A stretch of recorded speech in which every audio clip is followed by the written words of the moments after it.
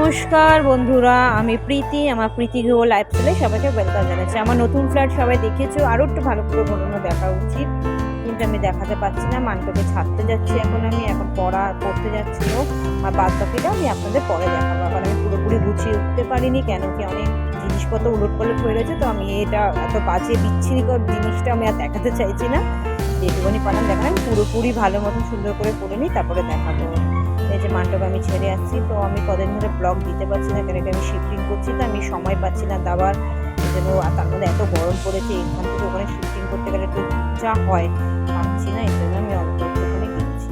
ভালো লাগলে পরে একটা লাইক করে দেবেন আর শেয়ার করবেন, কমেন্ট করে জানাবেন।